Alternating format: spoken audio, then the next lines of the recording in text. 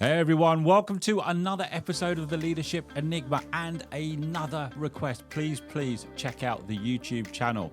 This is something now we're turning our attention to. There are over 300 videos on this. So many people now are tuning in and listening to us, but also watching us. Please subscribe to the channel so you know when the new episodes come out, and they are coming out regularly still. So, as you know, I love to specialize in the human being over the human doing. We talk to so many leaders from so many different iconic brands. A lot of Fortune and FTSE companies, the big, the iconic, and the global. But how about the innovative, the small, the agile, and the positively disruptive? So many CEOs that I speak to are worried about one word, and that word is irrelevance. How do they stop themselves in their organizations being irrelevant? What is the antidote to irrelevance? And you may have seen this little white can in so many of my episodes. This is a can of Cano Water. Who on earth would come up with the idea of putting water in a can? Well, actually, my guest did. So we are going to find out about the entrepreneur, about the innovator, about the disruptor, and how this disruptor is causing mayhem now amongst the bigger brands across the world. It's a cracking story about the human being and the human doing, where I've got with me the wonderful Josh White, who is the CEO and co-founder of Cano Water. Trust me, you don't want to miss this episode. I'll see you just after this break.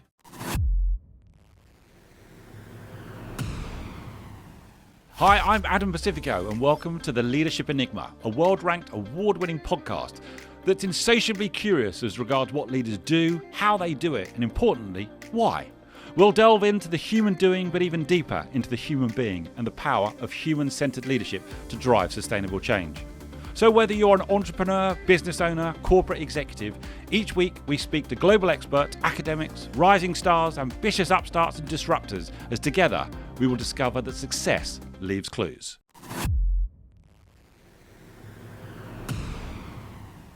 Josh, it's a massive warm welcome to the Leadership Enigma. How are you? I'm very good. I'm just riffing there in relation to it's a good intro. Good intro. Because let's be honest, you and I have known each other now for a number of years. Time, so yes. it's a big thank you for coming on here. And I've known you and watched you through various stages of your life. For sure. From DJ now to CEO and co-founder of this little white can, which literally has appeared in hundreds and hundreds It has indeed, yes. of episodes. I say this a lot. I got to go backwards to go forwards, because you know that I'm always fascinated in the human being over what the human being did in order to create. For sure. And the incredible success now that you're having with Cano Water. So take me back to the earlier days of Josh White, before Josh White became the CEO and co-founder of this little thing right here. For sure. So Josh was a very confused kid. Never really was conventional, Yep. Always different. If someone went down that route, which is the more conventional route, from a very, very, very young age, I always went the opposite route. I didn't know why. I always felt very, very different. Yep. And that led to a lot of confusion and a lot of feeling lost, to be honest with you. About what age did that start to happen, Josh? Honestly, young. Like, we're probably thinking like 7, 8 years old. Wow, okay. And I think at an age where most kids aren't really thinking about or anxious, depressed, and thinking about what am I going to do later in life, I always felt like I had no purpose. I always felt less than. I always felt like I, as I mentioned, was different and had, not a lot about me, to be honest with you. And I was always confident on the outside, but on the inside, I was just completely broken. And from as far as I can remember, school was horrible for me. I was never academic.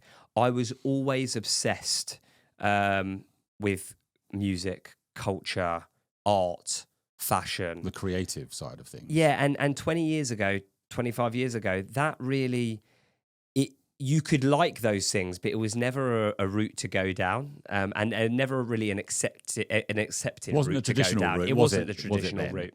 I think, my parents were always very supportive when it came to me being me, but I always felt, as I said, I always felt less than. I always felt like when looking around at my peers, I was always sort of like, what's wrong with me? And from that, became a lot of terrible self-esteem and always basically trying to be something that I wasn't. So just not accepting who I was, trying to basically come out of the Josh into, and basically putting on different masks. Right. So that came out of the form of basically at the beginning being the class clown, getting into a lot of trouble at school, being the joker in the pack. I just wanted to be heard, basically. And because I wasn't academic, I kind of just I wanted to just find a way for people to like me is the best way to describe it. And I was always quite popular at school. Yeah. I always had a lot of friends, but underneath me, going back home and spending the whole day trying to be that class clown and saying that I wasn't was draining. And coming home, exhausting, right? Yeah, I was just unhappy, and it felt like there was this void that I needed to be filled. And from probably the age of 11, 12. There's a lot of stuff going on at a very young age. I was just very, very depressed, suicidal. I mean, at that age, Really, like, at that why? age? Yeah. And it's, I never really talk about this, but I think that it is important because I've started, there's a lot of kids that talk about this, but I at 11, I was sort of self-harming myself. Wow. Which honestly, for about 15 years post that, I never spoke to anyone about it because I was actually embarrassed. I was actually really embarrassed, especially as a man as well, because like you hear a lot about that in women speak quite a lot about that, but you don't hear about it from men a lot. And that was something that I did in like year 6, year 7. And it was complete secret. Well, my family knew because they saw it on my body. But it was all of these things were a cry for help.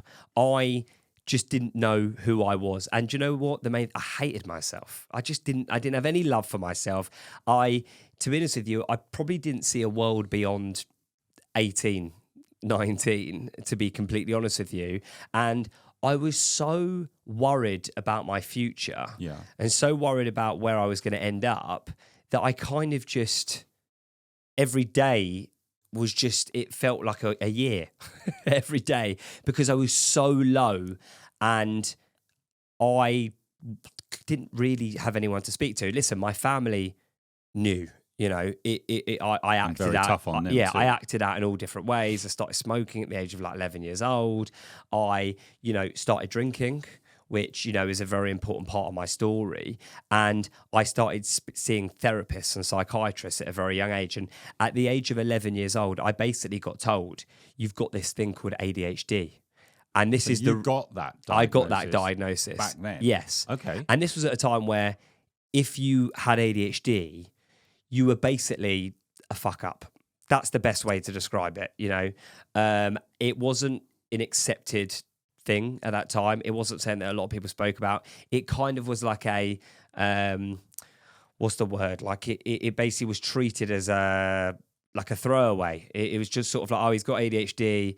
He, it's either people thought it didn't exist or people, and people just thought it was an excuse, or like, you're kind of like, you put into different classes, you put on report. And I felt like at this point, like less than I've ever felt. Well, this is going to magnify that feeling of less than, isn't it? 100%. And like, I got treated at this point, like I essentially had, was, had a really bad issue and a bad problem. And everyone knew now at this point, because I was on report. I had to hand in my report card at the end of the class, and I had, I got longer exam time because I had ADHD. So it heightened all of it, and what came out of that was like a lot of anger, a lot of depression. And I kind of spiraled from the age of sort of like 11 to 15. I spiraled out of control. And what that looked like was... what does that look like? That basically looked like terrible behaviour, hanging around with the wrong people, finding people that also, were bad, and at that point, my head was telling me, you're bad. You need, and I was going and finding other people who were... Are you looking for answers at this stage? It's so difficult at this young... Are you looking for answers, or are you looking for stimulation, or are you looking to in some ways aggravate the situation more? What do you So know? stimulation's a really, really good. It's a really good word because that is a part of my journey. So I'm really glad that you've brought that up. We've lived through this in some ways. Exactly. But stimulation and, dopamine, this is the word of the century, isn't it? Dopamine is a really good word because there's different stimulants that I would say back then I didn't know what it's like a superhero not really knowing how to use his superpowers, right? And he knows he could fly, but he's about to jump off the roof and he could die, or he learns very quickly how to use that superpower. And you make bad decisions, don't you, at that tender age with that also exactly as a motivator. And I think when you feel less than, and when you feel like you're not as good as others, etc., and you don't see a future and you're depressed, you don't know how to use that superpower. So I just basically went down a path of hang around with bad people, getting in trouble with the law. I started drinking, which is a huge part of my journey because at a young age, nothing was going right for me. My grandma, who I love more than anything in the world, and was the only person that really believed in me and would sort of, when I got in trouble, would sort of take me in and always be my biggest supporter. She got ill. Right. My mum got diagnosed with cancer. I was looking around at my peers and thinking, why is this happening to me? I was going through my GCSEs or, just the year before GCSEs. And cut a long story short, when I drank for the first time, everything went. Okay, so the depression went, the feeling less than went. I became more confident.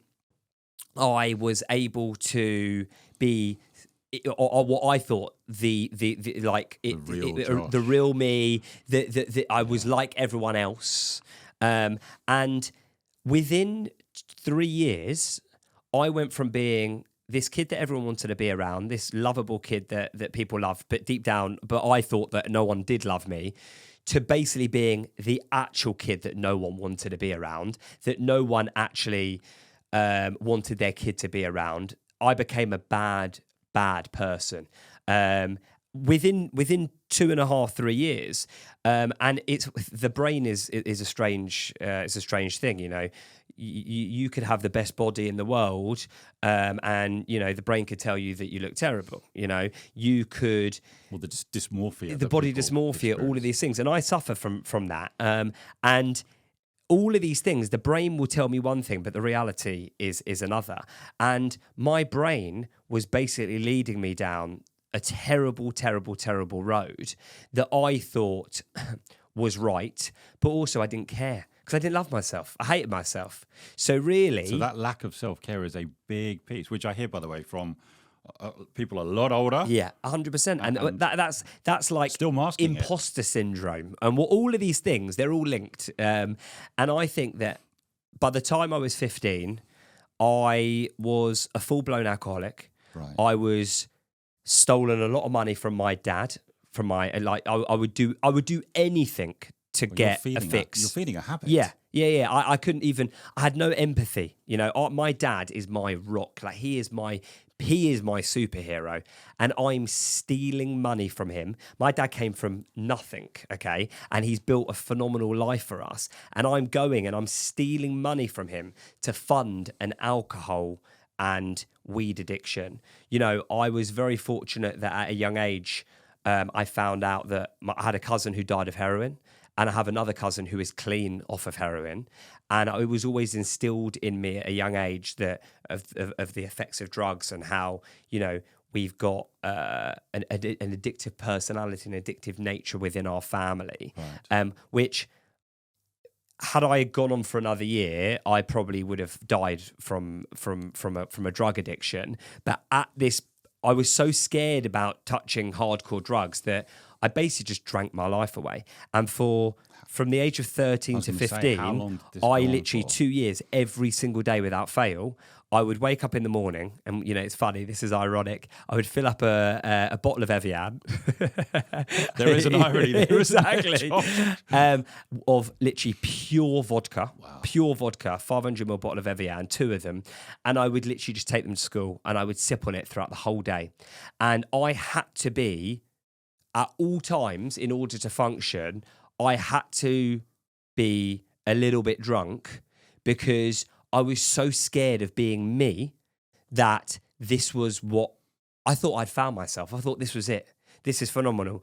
And it started as like feeling on top of the world.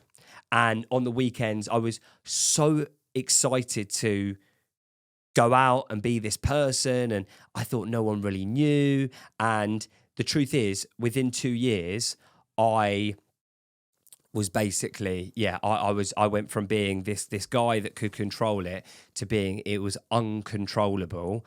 And it took me to seriously dark places, hang around with the wrong people, sleeping on like waking up in trolleys on the street. Once I were in my but I didn't care. That was the problem, because I hated myself. I was waking up in my local area on benches and going and walking and not remembering, having You're that blackouts. person that no one wants to be around. No one wanted to be around me. Almost the polar opposite of what you crave. Exactly.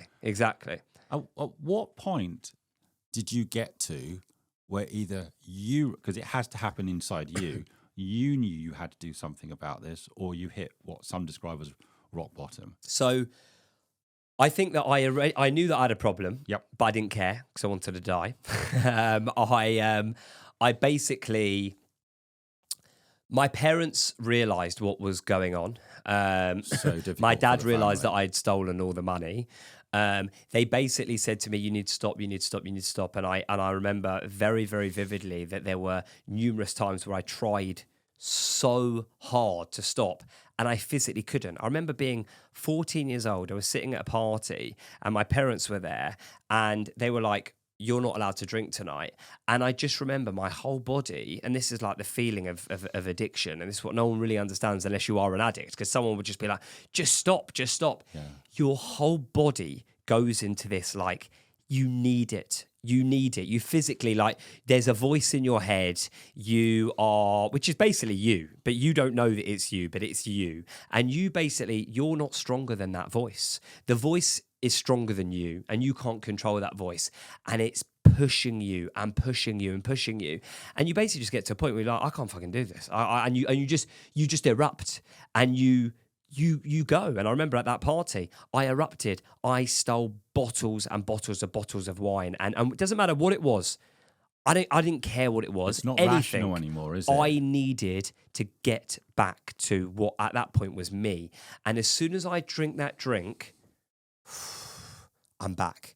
And it's petrifying. And I knew that the addict was controlling me. I mean, I was 13, 14 years old. I was smoking 20 to 40 cigarettes every single day. I hated myself. I hated what I looked like. I hated what I was doing, but I just didn't care, because I didn't care about me. So at 15 years old, 16th of July, 2006, I've come home with my mates. They're all sleeping at my house. It's about 8 of us. Yeah. And I'm paralytic, literally paralytic. I don't really remember too much of this. All I remember is basically my dad saying something about, we're going somewhere. And I just ran off. And I fell over. I actually jumped over my next door neighbor. I jumped over my fence at my house, and I fell over, and I basically sort of smashed my leg on some scaffolding and was just pouring out with blood.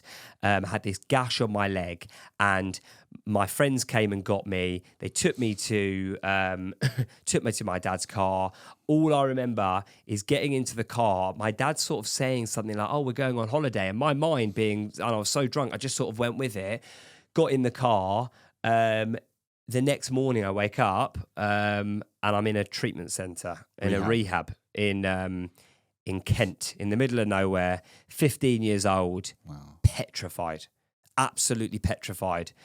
And also at this point, I think that I'm the big I am. I think that I'm a gangster at this age. Okay, I'm walking around like everyone's scared of me. I'm scared of myself. Okay, but I've got this mask on, and I've wanted everyone to look at me in this way. I want everyone to be scared of me. I want everyone to fear me. I want to be in control. And I'm sitting in this treatment center, bawling my eyes out like a little baby, and I'm in a horrendous way. And that is this your rock bottom? That for me was like, that's my birth. That's the real birth. That's the day that I kind of look at as being the day that I became the person that people see me as today. Which, by the way, it didn't happen overnight. It took me years, but that is where I kind of look at it as like, that's the pinnacle moment of when I couldn't hide from the real Josh. You know, when you're sitting in front of some very, very good therapists who basically are just telling you that everything you're saying is bullshit, and you've basically got nowhere to run. You can't run. You're in somewhere that you can't get out of. And at 15 years old, this was the only treatment centre in the whole of the country that would take on adolescents. Or teenage addiction. Yeah. And at this point, the adults could leave if they wanted to. I couldn't. I had 24 hour sort of like security, or like this is a secure facility for you. Yeah. And this was a rehab that homed, you know, some of like the biggest celebrities who had addictions, all the way to the worst people in the whole of the country, the most dangerous people, people that, you know, essentially had, the government were paying for them to be in there. You know, some of them who had 50-year prison sentences, but they got it cut short because they went into a rehab for 6 months. And I basically was in this essentially the scariest place I've ever been in my life. It's a pretty scary environment. It was petrifying. How did you start to get to grips with this internal monster? Because this is, let's be honest, lots of people, regardless of age, suffer with a number of the things, whether it's depression, whether it's anxiety, whether it's imposter syndrome, whether it's addiction. And we know as well, don't we? And as parents, and I know you're a new parent too. Correct. You know, many of us have lived through watching our children struggle. It wasn't just because of the pandemic, but these are things which are, the more you talk to people, the more prevalent you find that they are. Yeah. How did you start to get to grips with that internal monster? I think the most important thing is learning about yourself. Go on. Why am I doing this? Yeah. Where does this come from? Yeah. Okay. Who am I? Okay.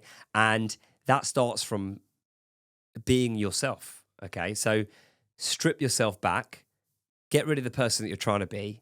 And, you know, I'd seen many therapists and had spoken to therapists for years, but none of them really understood me. Right. They understood mental health and they understood, but my thing is ADHD and addiction. Okay. And I needed people who really understood me. The great thing about the rehab that I went into, was every single member of staff there was an ex-addict. Okay. So they really know. I'm speaking to me. Okay. I tell you what the worst thing was, but also what opened my eyes. I wasn't in rehab for me. I was in rehab for my parents. Okay. My parents had a hold on me. You know, they gave me pocket money. They, essentially I lived in their house. I needed to do this for them. I planned to come out of rehab and drink, to be honest with you. I didn't think to myself, I'm never going to drink again. But what I stumbled upon, which I needed to stumble upon, is every person in that rehab who obviously was older than me, 30s, 40s, 50s, 60s, 70s. Doesn't care about age, right? Age is irrelevant, which took me a long time, to be honest with you, to realise. But these people were fucked. They were in they were they were in the worst place ever. Did you see in some ways a mirror of what your life could be? I saw very, very quickly that I would sit in the room in group therapy, which you do every day there, and I'd be hearing people talking. And however much I would try and turn off and not listen, because my ADHD is off the clock and I find it incredibly hard to concentrate, I would hear these people talking about me, like through them. It's like the ghost of Christmas future, It isn't it? literally was that, and it petrified me. And however... Which is what you needed. I needed that. However much I wanted to be, that's not me, that's not me. That was me. And it freaked me out, okay? And I basically, within 5 weeks, became inseparable with these people. These people were, I mean, they looked, everyone looked at me like their little kid, okay? Because I was 15-year-old little boy. And they basically, I learned so much there. I learned about me. I learned about where I could lead through them, but I also made real friends who understood me. And that was the most important thing. These people understand me. When I talk to my friends and when I talk to my family, they didn't understand why I was doing this. These people, they understand me. And that was really, really, really important.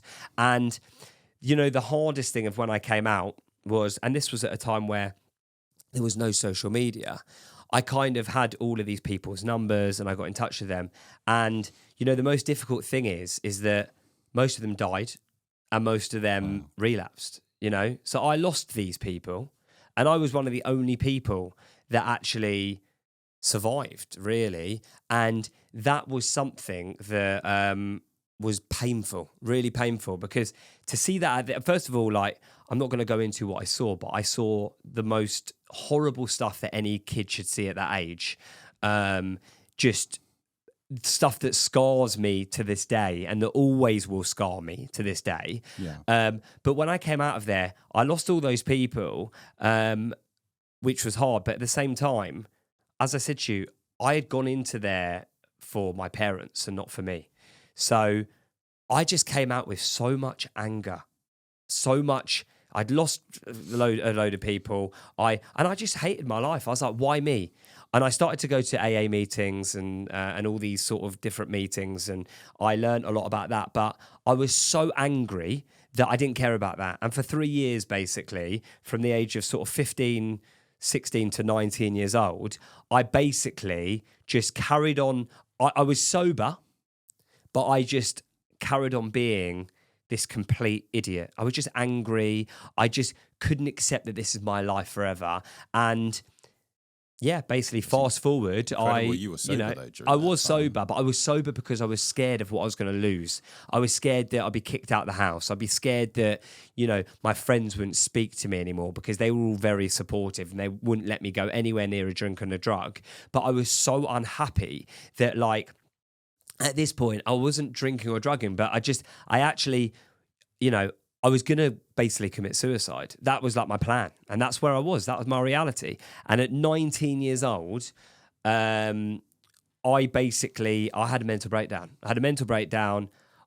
And we'll talk about purpose, because purpose for me is the number one thing. I didn't know what I was doing. One thing that you mentioned at the beginning was DJing. DJing saved my entire life, okay? That's how I first met you. It's how you met me. You were Josh the DJ. I am completely and utterly obsessed with music, okay? And when I came out of rehab, I basically got kicked out of school.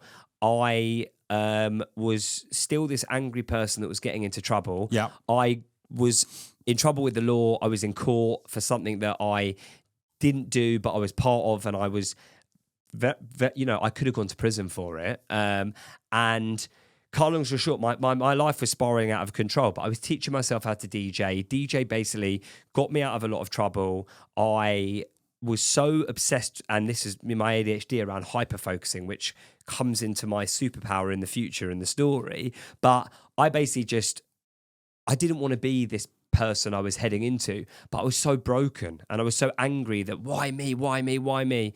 And I I basically relapsed at 19 years old. I basically had a serious addiction to laughing gas. And it started with 1 laughing gas, 2 laughing gases, 5 laughing gases, 100 laughing gases, thousands of laughing gases. So you just switched laughing gas for... Exactly. And I spiraled out of control. And in my head, I'm thinking to us, this is how messed up my brain was. You're not drinking, you're not taking any Class A drugs. So it's okay. So it's okay. Yeah. And I have spiraled out of control. I couldn't even have a conversation without being on laughing gas.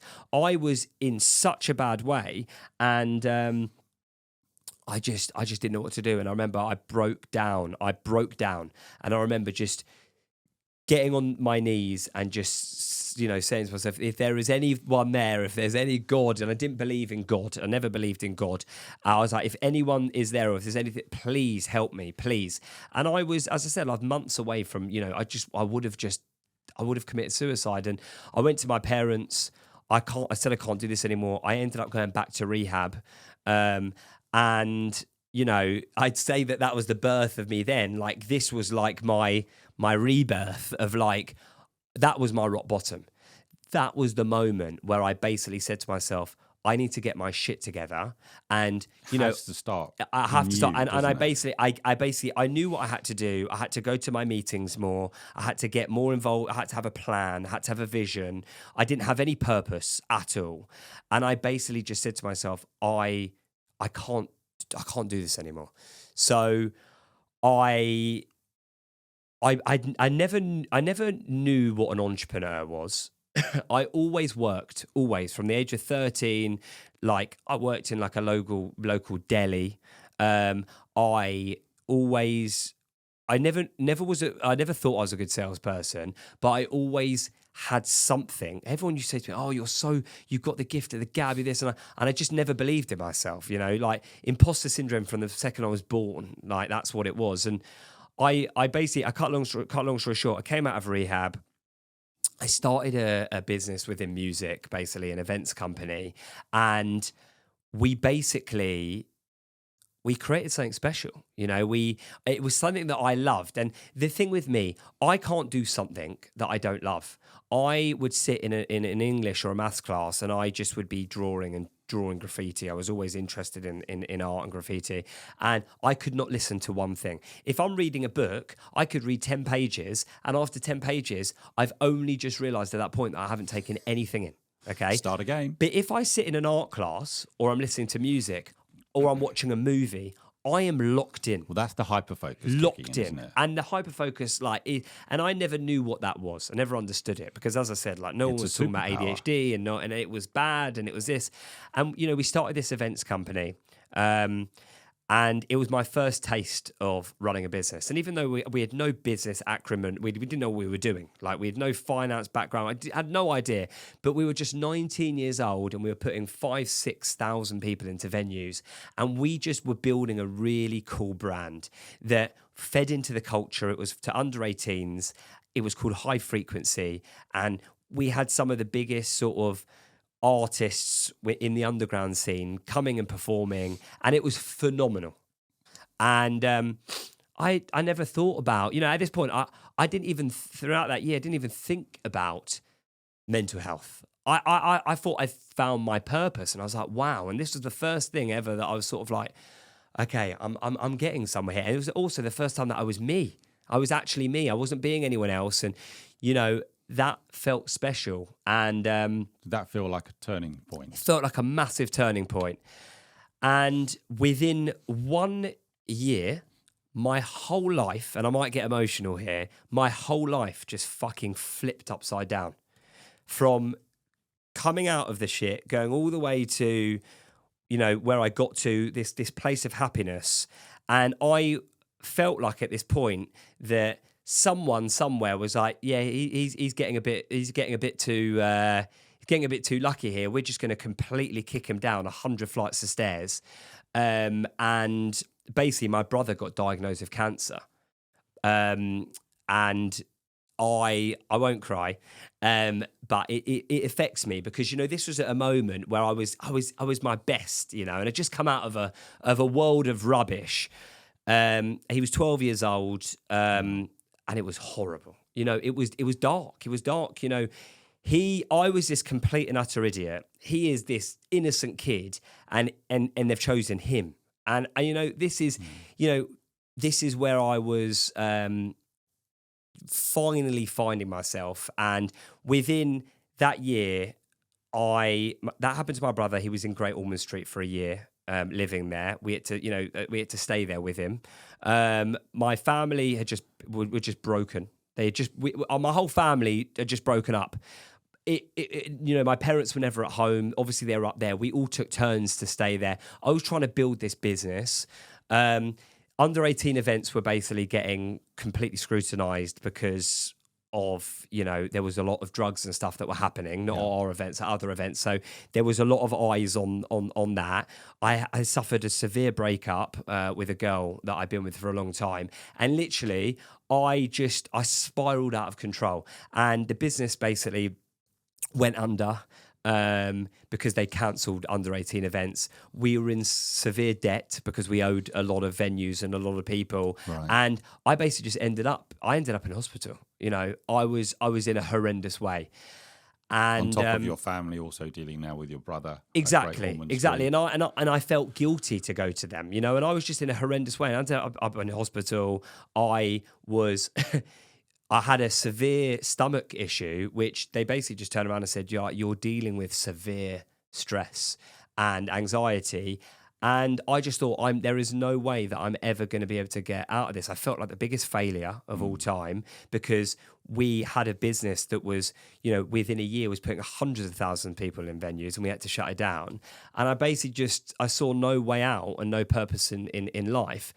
But there's two things that I did see was I really enjoyed building this business and this brand. And when coming out of the failure, there was nothing like it. So I took a step back. I DJ'd. I was DJing all over the UK. That's how most people knew you. At some of the best clubs and venues, and doing a lot of like private sort of stuff. And I started making a little bit of money. And I basically just said to myself, you know what? Everyone's out there doing what they're doing in property and recruitment and banking and finance or whatever it is.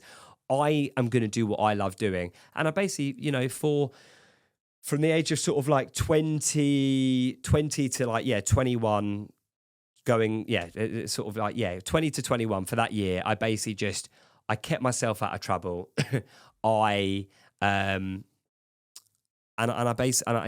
basically just tried to sort myself out, but still I was very, very low and I didn't know what my purpose was until I was 21 years old, and me and my two best friends went to Thailand. This is in 2014, right? No, this is it. Yeah, sorry, that's 2014. Yes, Yeah. that is 2014. 2014, go to Thailand. I'm 21 years old. And I went there for no reason other than just to go on a friend's holiday, basically.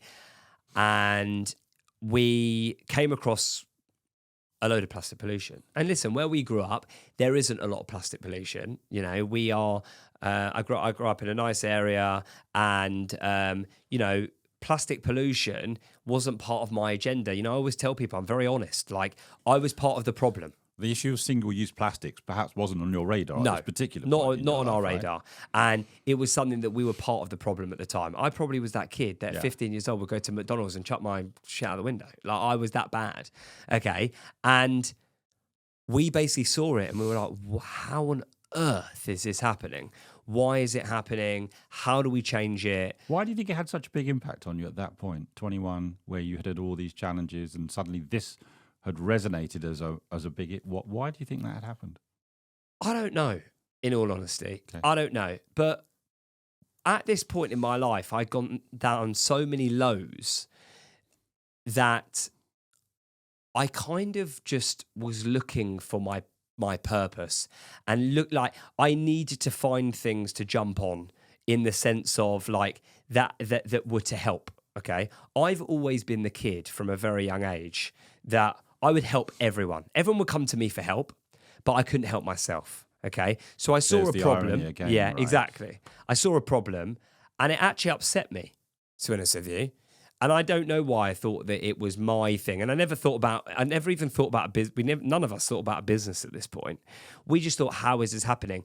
Then when we came back, and this is an ADHD thing, the hyperfocus. We hyper-focused, but we just got obsessed. So ADHD and addiction are very, very, very close to each other, okay? And a lot of people with ADHD have addictive tendencies. And you mentioned a word before, that's stimulant, okay? Now, if you don't know how to use those stimulants, the most easy way to get it is through having a drink or a drug. Through the negative. Or smoking a cigarette or doing something that is either mind-altering or gives you that kind of high. So nicotine, is a really good...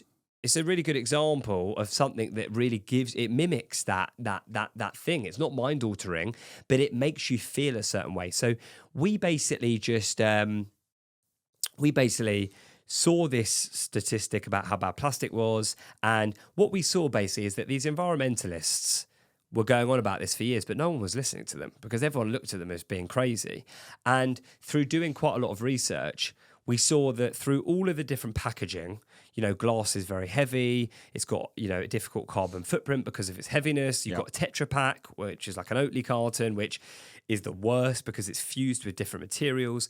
And it's so difficult to recycle. And even though aluminium is a resource and it comes from the ground, first of all, we don't have to mine as much aluminium because it is so recyclable and it's always in circulation that 75% of all aluminium ever mined is just still in circulation. So this can that I've got on the table here, 60 days ago, this could have been a Red Bull. 100 years ago, it could have been a Heineken can or whatever it is. But it will always come back as another can. Whereas a plastic bottle rarely will ever come back as another plastic bottle. It shed loads of microplastics.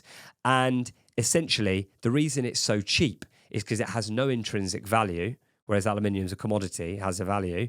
And we were just sitting there like, why has no one ever put water in a can before? Was this your eureka moment? Yeah, listen, I don't think it felt like a eureka moment at that point, but I think that does it now? Yeah, now it does. As we sit here knowing that you sell millions. Exactly. And millions I think now things. it does, but the truth is that we were never looking at this, and I always talk about all these brands look at profit over planet. Like we just started from planet. We didn't care about, we can make so much money with this. We were kind of like, it was a bit of a school project in a way. Personal purpose again, doesn't it? That was the driving force. Before we go on to the story, let me just unpack a few things because this is close to my heart, all of this, right? What's kind of the biggest learning that you take from those chapters of enormous challenge? You say that almost ended your life and you saw some things you can't unsee. Is there a real standout piece of learning that I know you're talking to young kids in schools now as well and doing all kinds of things to help them. Is there a real single piece of learning that is just at the forefront of your mind all the time now in relation to what you went through and how you got through it? Listen, it definitely made me more resilient. I think failure and feeling like a failure is good as long as you can pick yourself up. I think concentrating on yourself, so whether that be therapy, meditation, it could be finding a skill or a passion, and all those things are just vital and key. So you had to look after yourself before you had any chance of looking after someone else, right? 100%. You're now married, young child. Exactly. You've got to deal with yourself 100%. first, right? Oh, I couldn't be married and have no child if I didn't love myself. And I think the main thing for me is I needed to, one, find myself, which isn't easy, but two, I think that I needed to believe that I had it in me. Yeah. And I think that's the main thing. By the way, there's one word that is like at the top of the hierarchy of the reason I got to where I got to, and that's fear. Okay, I was scared of everything. I wanted everyone to be scared of me. I was scared of even waking up in the morning. I was scared of everything. Okay,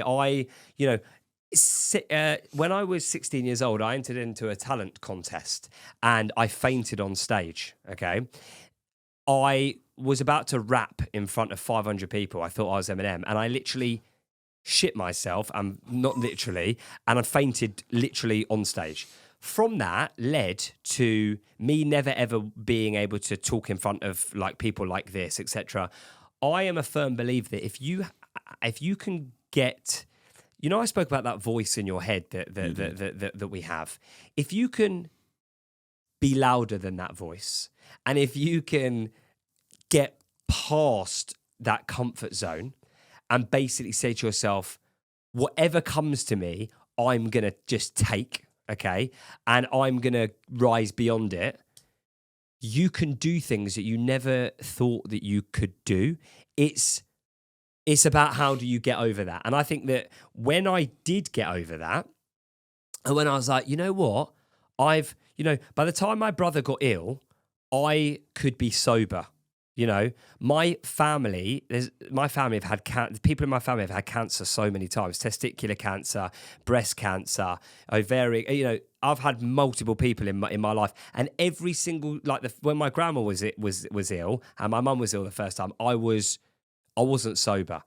I had to beat the voice. I had to beat that voice in order to grow, and I believe that growth comes from. I'm a CEO now. I'm an entrepreneur. I would never have been able to do that now. I had to rise beyond that scared, fearful child. And as soon as I had learnt that I had to be louder, I never used to be able to sleep. Okay, I had the voice in my head. I couldn't sleep. I'd be up all night. I had insomnia. It wasn't until I basically learnt how to shut that up that I could, now I sleep like a baby. And that is a skill that I believe everyone can learn. But it's about taking the steps to get there, which I believe that every single person's journey is different. Do you feel that you can now be the person you want to be to those who have loved you all the way through this and who have supported you, but actually were never the best people to fix anything? Yeah. Do you feel you're that person now? And you've got the strength to help them through some of their challenges? Listen, some people you can't help.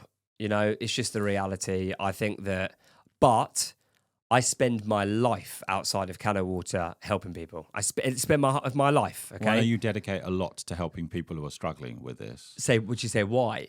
No, I know you do. Yeah. But, and listen, you and I have chatted before, and you have helped someone very dear and close to me, and I will be forever grateful. But it also showed me just the size of the issue, and this is not an age-specific issue. No. We're talking about now the youngest to the oldest and everything in between. Yeah. For many people, it is masked. Yeah. And it is a living nightmare for a number of people who can still be high-functioning. Yeah. But there are some deep-rooted issues. Yeah. I mean, I'm dealing with these things every day. Yeah. I have a family member who's currently a very close family member who's in rehab at the moment, who, is, it's painful. And I've got other family members I've got many family members who deal with addiction and mental health disorders. And some people you just can't help. I think where my head is, and what I've always been very passionate about, is I will do anything in my power to try, always.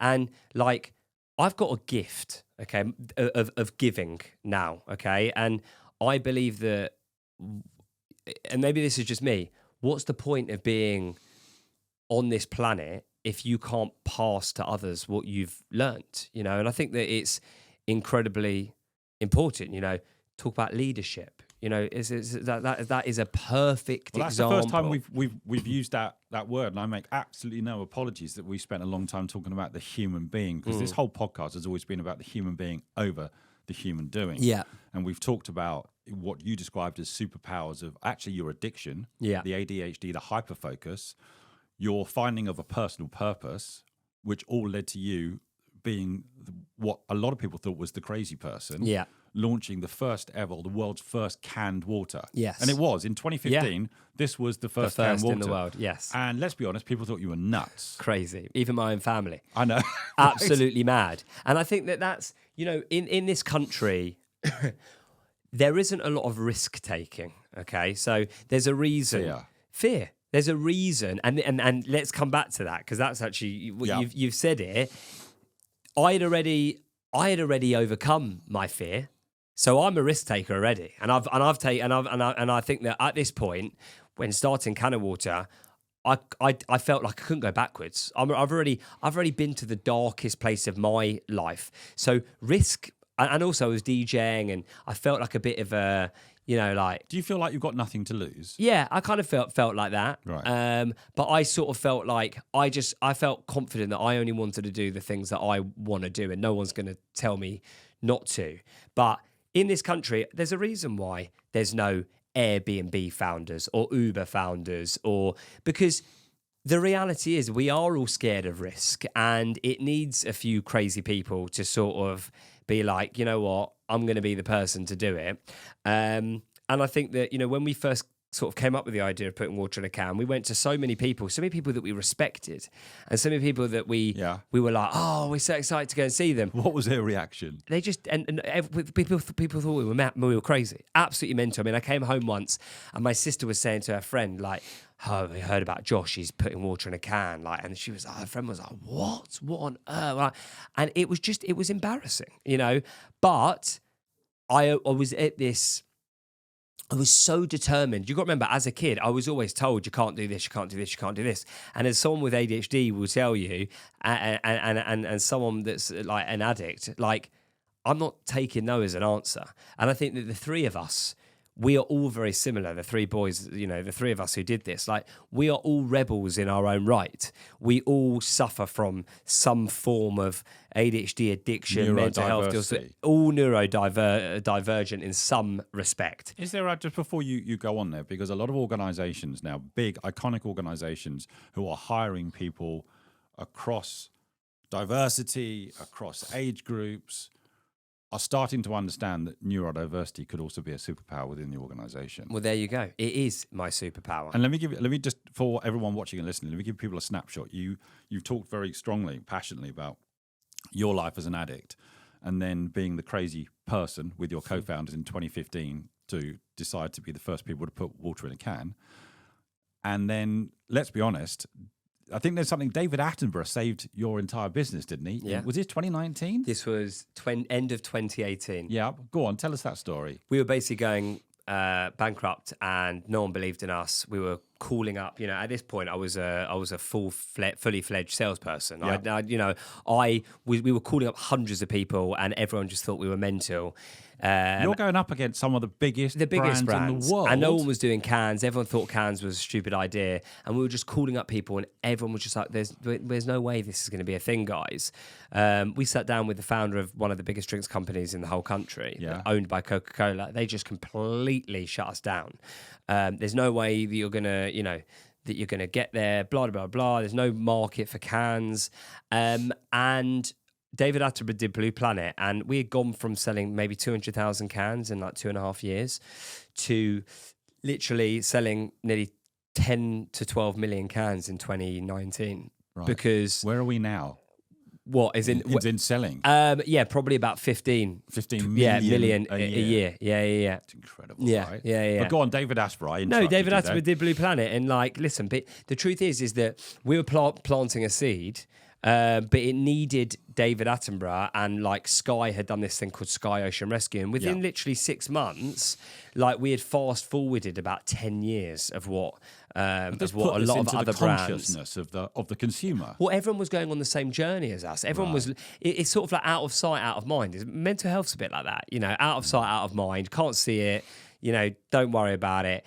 And people couldn't see plastic pollution, but as soon as people started seeing turtles with plastic in their noses and whales dying, and David Attenborough was talking about it. He's got a lovely little soft voice, doesn't he, David Attenborough? And they didn't hear it from these three lunatics. They heard it from David himself. They went on the same journey, and the journey. Does he know he did this for you? He does know it. Oh, does he? Yeah, I was speaking about this morning. Yeah, we did. We told him. We did tell him. We were very fortunate to be the water at an event at the Houses of Commons years ago, and we told him. And honestly, we everyone went on the same journey. The journey that we had gone on of seeing what was the best packaging. And people were like, oh, maybe these guys that have been calling us, these little kids that have been calling us for the past 2 years, maybe they're onto something. And, we started to catch on, didn't it? People started to catch on. We started to get like Ellie Goulding was a fan of Cano Water, David Gandy, Tiny Temper, and people started to talk about Ricky it. Gervais, someone Ricky said? Gervais now is an investor. Is he? He's an investor now, and Virgin Atlantic? we're on Virgin Atlantic. Yeah, he's one of our just help us customers. understand now, this little crazy idea of you being the people who put water in a can is stocked. Just give us some examples of where we can now, apart from in the studio, obviously. So honestly, it's Enigma. so vast now that we are, we've sold nearly 70 million cans. We are stocked up and down the country in all different places. People will see us in theatres, hotels, Selfridges, restaurants. We are in, selected Tesco. We're in a lot of big independent coffee shops, and we supply the BBC and Sky, and we're on some massive movie sets, and we've built a phenomenal business and a great brand. I'm gonna be completely, it's not easy. It's Nothing's been easy, has it, Josh? It only gets harder. In all honesty, Yeah. I think that I've me as an individual has grown from something that I never, if I was going to write a book, and I've said this to quite a lot, if I was going to write a book, it would be called, when I write a book, it would be called The Accidental Entrepreneur. I never knew, I couldn't be the person I am now without all of the stuff that we've covered, on this podcast. And I think that what I've learned, especially from being told no so many times, is you need some real strong resilience, and you need to basically just keep going. And it is never going to be easy. There are so many highs, there are so many lows, because we've won things, we lose things. The plastic problem is still huge. We've got canned water competitors coming in left, right, and centre who still sell hundreds of millions of plastic bottles. We've just had Liquid Death pull out. There you go. Haven't we? Liquid Death have pulled out. What's your take on that? Listen, I think Liquid Death are a great brand, and we need Liquid Death to win because they've got so much money and they're building the category. But at the same time, we are English, okay? We are as English people, we are very skeptical people. Yeah. We don't buy into things very easily. In the US, they buy into things a lot quicker, and they find different things funny and quirky that we don't, okay? We look at something and we're just like, we don't buy into that.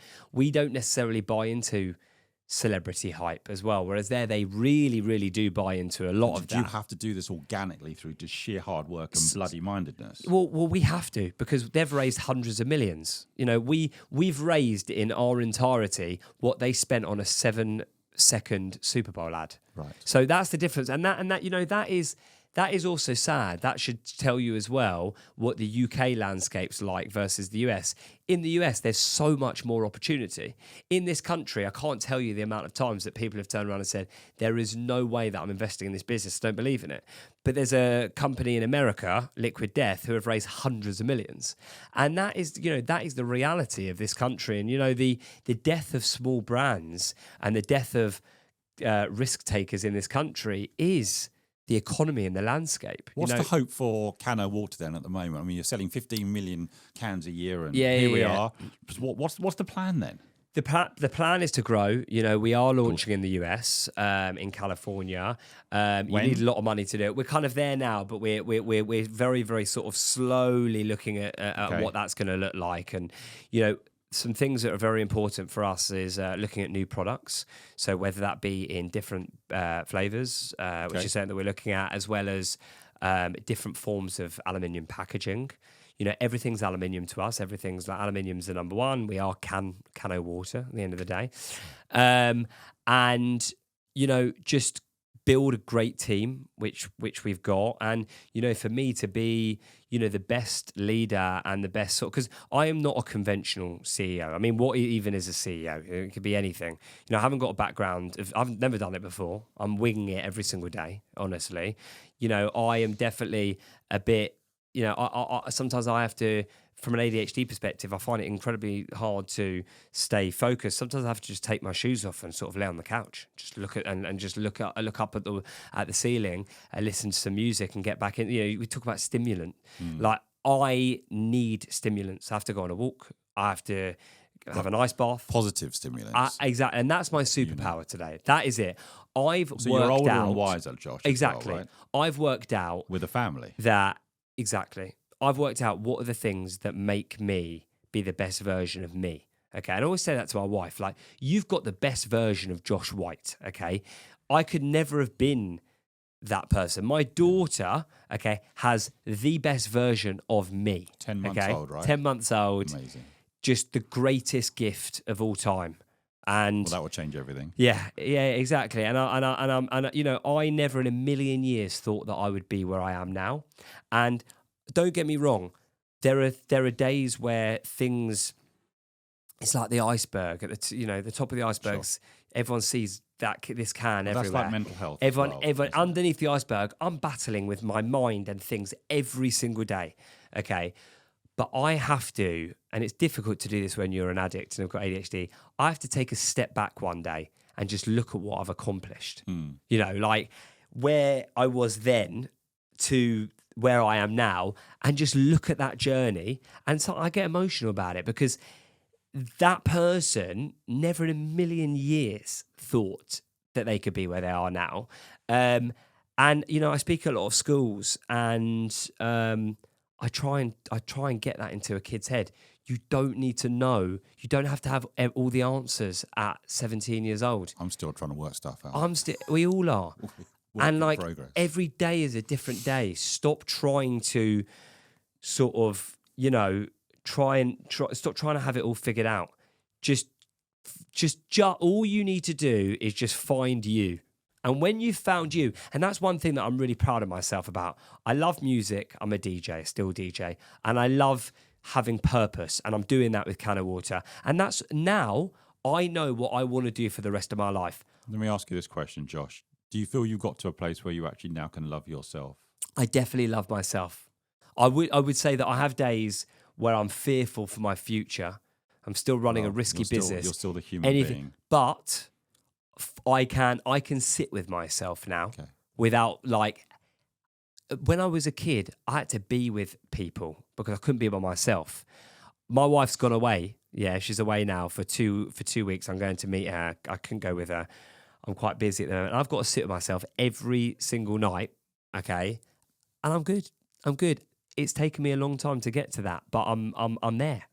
I hope that this episode has been raw and very real. And as I say to you, I love the fact that we can courageously, and you've been incredibly courageous to explore that human being over the human doing. I've known you for a number of years, and it's been amazing to track the trajectory. And I can only hope that there are leaders of any ages in all kinds of regions and in all kinds of sectors who will say to themselves, there's something in here for me in relation to me as a human being, how I'm dealing with self or how I'm dealing with those that I love, and I can't fix certain things, but at least I can understand and leverage others. And as I say, I'm forever indebted to you for the incredible words of wisdom and support you provided someone very close to me.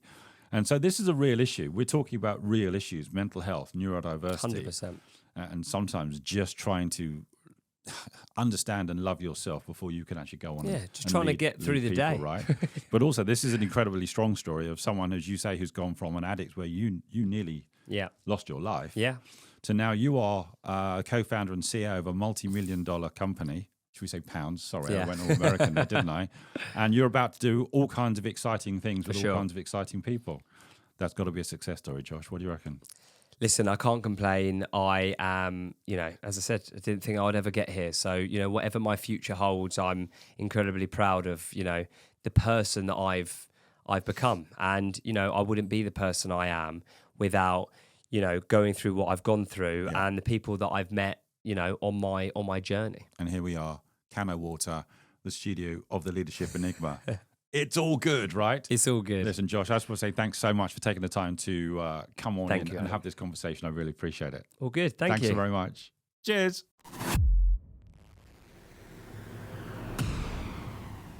Join us again next week for more curiosity and insight with the Leadership Enigma. We'd love to hear your comments on today's show as well as suggestions for future topics and guests. Get in touch with me on LinkedIn or visit us at www.leadersenigma.com. Don't forget to rate, review and subscribe on all your major podcast platforms and on our dedicated YouTube channel. Thanks again for joining the community.